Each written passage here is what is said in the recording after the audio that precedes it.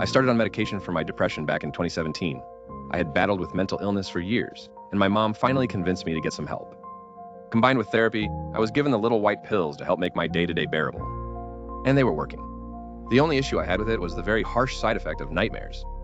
I'd have horrible nightmares of my worst anxieties coming to life.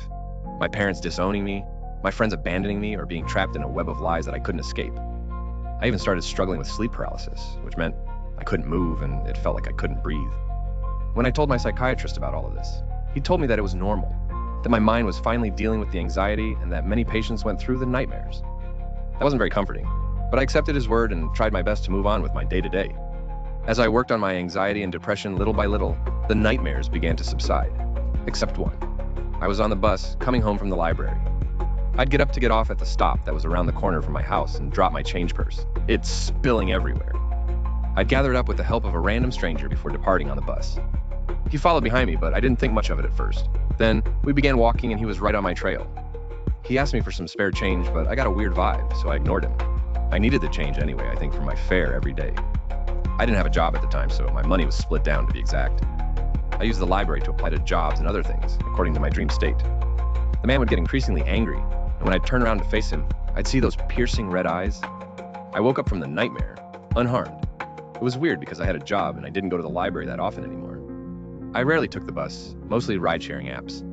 I shook it off, and even though it occurred often, I never thought much of it. Until things started to go wrong.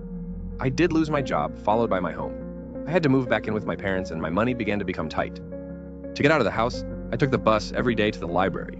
I felt useless, like I didn't belong. My medicine wasn't working anymore, and admittedly, I had stopped taking it.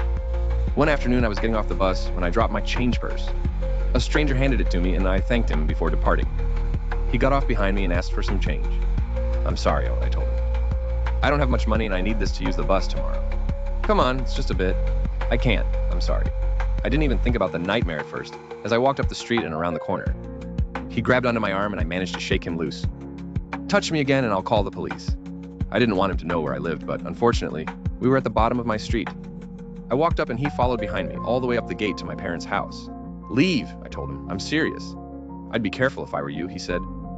"Wouldn't want anything happening to you the next time you got to the library, Taylor." I didn't know how he knew my name, but that was enough to freak me out. I opened the gate, locked it, and ran inside, locking the door behind me. I figured he'd get the hint and leave. My parents were both out, at work, so I went to go get some water. That's when I got a sneaking feeling to go check the door. The entryway has a big window that looks out over the deck, and the door has a picture window that you can see right through. When I walked back over, I saw the man attempting to open the door and get inside. I ran back to the kitchen